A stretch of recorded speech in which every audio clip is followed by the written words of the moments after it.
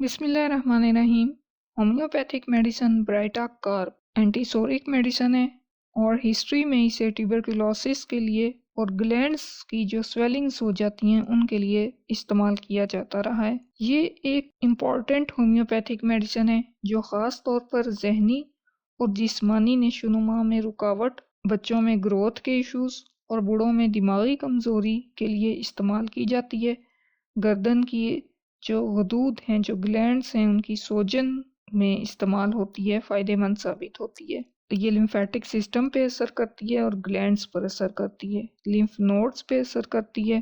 Glands میں اگر دیکھیں تو ٹونسلز پہ، پیروٹڈ گلینڈز پہ، ٹیسٹس پہ، پروسٹیٹ پہ ان کی سویلنگ میں کام آتی ہے۔ پھر ہارٹ اور آرٹریز پہ اس کا اثر ہمیں نظر آتا ہے۔ اینٹیسورک میڈیسن ہے اور پیشنٹ کا ٹیوبرکولر ڈائتھیسس ہوتا ہے۔ اگر ہم اس کا سورس دیکھیں تو یہ بیریم کاربونیٹ سے تیار کی جاتی ہے۔ کانسٹیٹیوشن اور اس کی پیتھولوجی دیکھیں تو بچپن اور بڑھاپے میں آنے والے عوارض، خاص طور پہ ٹونسلز اور پروسٹیٹ کے انفیکشن میں کام کرتی ہے۔ اس کا مریض سردی سے حساس ہوتا ہے، بے چین ہوتا ہے، سرد مزاج، ڈرپوک اور شرمیلے لوگ اس کی کیٹیگری میں آتے ہیں۔ خود اعتمادی کی کمی ہوتی ہے ان میں اور یہ فیصلے کرنے سے قاصر ہوتے ہیں، بلکڑ ہوتے ہیں، حافظہ کمزور ہوتا ہے، ارتکاز کی کمی، ہم آہنگی کا فقدان پایا جاتا ہے۔ سست جسمانی، فکری یا جذباتی نشوونما ہو تو یہ اس کو ٹھیک کرتی ہے۔ ساری زندگی ہر کام میں مریض دیر کرتا ہے، بولنے میں دیر، چلنے میں دیر، دانت نکلنے میں دیر، وزن بڑھنے میں سست۔ تو ڈوارف بچے جن کے اعضاء قد کے مطابق نہ بڑھیں، جنسی اعضاء اور جسم کے دوسرے حصے ٹھیک سے نہیں بڑھتے، بڑے سر کے ساتھ ہاتھ غیر متناسب طور پر بڑے ہوتے ہیں، پاؤں ٹھنڈے اور چپچپے ہوتے ہیں، قد کم ہوتا ہے لیکن وزن ٹھیک ہوتا ہے، تو یہ اس طرح کے مریضوں میں کام آتی ہے۔ چھوٹے قد یا ڈاؤن سنڈروم کا شکار ہو سکتے ہیں بچے۔ کچھ اس طرح کی اس کے اندر کانسٹیٹیوشن دیکھنے کو ملتی ہے۔ اگر مینٹلی بات کی جائے تو بچے حد سے زیادہ شرمیلے اور بھولے بھالے ہوتے ہیں، اجنبیوں سے گھبراتے ہیں، اکیلے رہنے سے ڈرتے ہیں، اکیلے باہر جانے سے گھبراتے ہیں، رات کو ڈر جاتے ہیں اور ان کو یہ نہیں پتا ہوتا کہ کس چیز سے ڈر رہے ہیں۔ لوگوں سے ڈرتے ہیں، لوگوں کے خوف کی وجہ سے مداخلت پسند نہیں کرتے، جب کوئی انہیں ٹوکتا ہے کسی بات پہ، کسی بات سے منع کرتا ہے تو پریشان ہو جاتے ہیں۔ شائع ہوتے ہیں، جب گھر میں مہمان آتے ہیں تو بچے اپنی ماں کے پیچھے یا فرنیچر کے پیچھے یا کسی روم میں کہیں جا کے چھپ جاتے ہیں، کیونکہ یہ بچے ڈرتے ہیں، ان میں خود اعتمادی کی کمی ہوتی ہے اور انہیں لوگوں کو فیس کرنا مشکل لگتا ہے۔ نروسنس کی وجہ سے دانتوں سے ناخن کاٹتے ہیں۔ چڑچڑے بچے، چڑچڑاپن رونے سے ختم ہوتا ہے۔ اگر برائٹا کے بچے کھیل رہے ہیں تو وہ کبھی بھی ایک چیز سے زیادہ دیر تک نہیں کھیلتے۔ ایک کھلونا اٹھاتے ہیں، اس سے کھیلتے ہیں، اسے گرا دیتے ہیں، دوسرا اٹھاتے ہیں، پھر تیسرا۔ آپ ان کی توجہ 1 یا 2 منٹ سے زیادہ اپنی طرف نہیں رکھ سکتے، وہ مڑ کر اپنی ماں یا اپنے ساتھ آئے شخص کو دیکھنے لگتے ہیں یا کسی اور چیز کو۔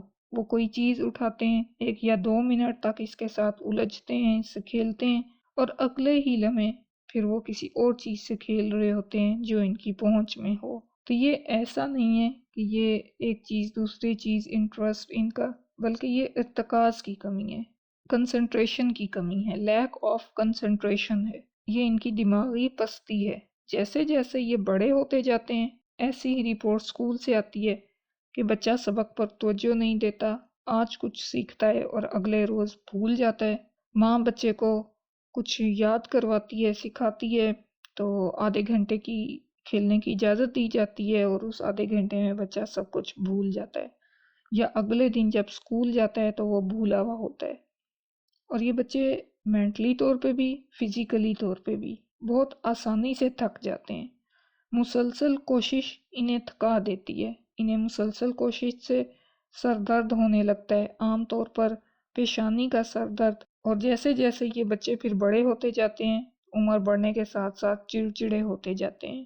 ان بچوں میں اکثر نزلہ زکام کی شکایت رہتی ہے، جو گلے کی سوزش سے شروع ہوتی ہے۔ بچوں کو ٹونسلز کی سوزش ہوتی ہے، ٹونسلائٹس، ان کے سروائکل گلینڈز اور ممکنہ طور پر پیٹ کے گلینڈز بھی بڑے ہوئے ہوتے ہیں۔ بڑے ہوئے گلینڈز کی وجہ سے بچے صحیح طریقے سے کھڑے نہیں ہوتے اور پیٹ بہت نمایاں ہوتا ہے۔ بچے عام طور پر کھانے کے بعد چڑچڑاپن اور خود کو تھکا ہوا محسوس کرتے ہیں، پیٹ درد محسوس کرتے ہیں، اس لیے بھوکا ہونے پر بھی کھانا نہیں کھاتے۔ بوڑھے لوگ جن کو اس کی ضرورت ہوتی ہے، ان کا مزاج بچوں کا سا ہوتا ہے، وہ گھر میں رہنے کو ترجیح دیتے ہیں۔ ان مریضوں کے لیے ان کے اہل خانہ کی صحت اور تندرستی انتہائی اہم ہوتی ہے۔ اتنے اپنے خاندان اور گھر کے ماحول سے تحفظ، حوصلہ افزائی کا احساس ہوتا ہے۔ کوئی بھی چیز جو ممکنہ طور پر اس ہم آہنگی اور حفاظت کو پریشان کر سکتی ہے، ان کو پریشان کرتی ہے۔ یہ لوگ ڈرپوک اور شرمیلے ہوتے ہیں، محتاط اور بچوں کی طرح رہتے ہیں، لاشعوری طور پر امید کرتے ہیں کہ کوئی ان کی طرف توجہ مبذول نہ کرے، کیونکہ ان میں بھی کانفیڈنس کی کمی ہوتی ہے، کچھ غلط کرنے کا خوف رہتا ہے اور جگ ہنسائی سے ڈرتے ہیں۔ خود اعتمادی کی کمی کی وجہ سے ان لوگوں کو فیصلے کرنے میں مشکل پیش آتی ہے اور دوسرے لوگوں کے مشورے پر انحصار کرتے ہیں۔ یہ مریض اکثر کم عمری میں بالوں کے گرنے کا شکار ہوتے ہیں اور پھر بلڈ ویسلز کے پتلے ہونے کی وجہ سے ہائی بلڈ پریشر اور دل کی تکالیف میں مبتلا ہوتے ہیں۔ شریانوں میں گانٹھیں سی پڑتی ہیں، پھول جاتی ہیں، پھٹ جاتی ہیں، ویریکوز وینز طرح کی کنڈیشنز پیشنٹس میں دیکھنے کو ملتی ہیں۔ اسٹروک کی وجہ سے پھر فالج کا شکار ہو سکتے ہیں، انہیں پیرالسس ہو سکتے ہیں، ڈیمنشیا کا شکار ہو سکتے ہیں، تو دماغی کمزوری یا یادداشت کا مسئلہ ہو سکتا ہے۔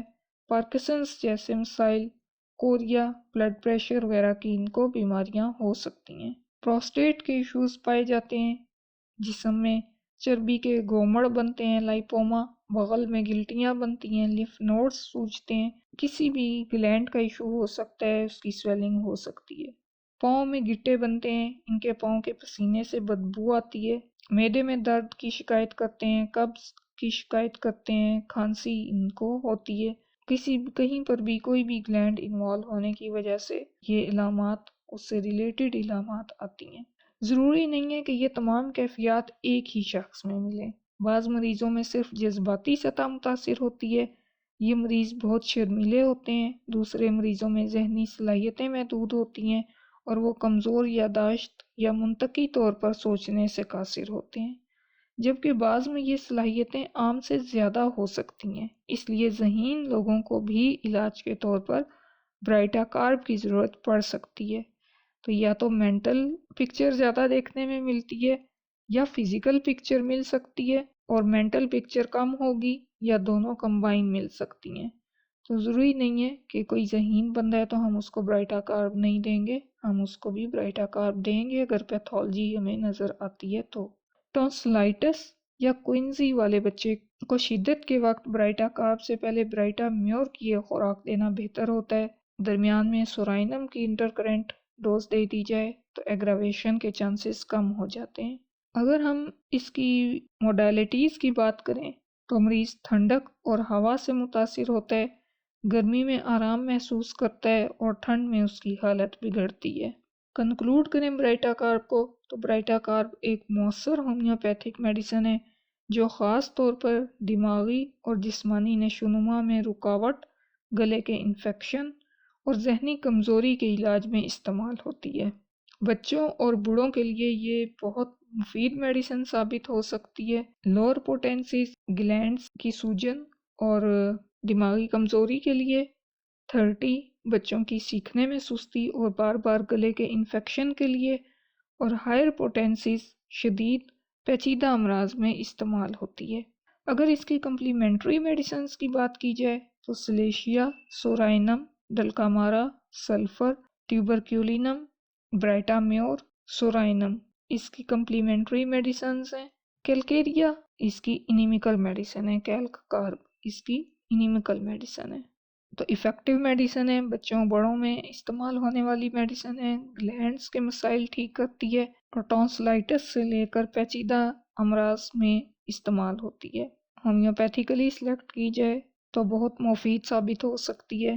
اللہ ہمارے لیے آسانیاں کرے اور ہمیں آسانیاں بانٹنے کی توفیق دے۔ اللہ حافظ۔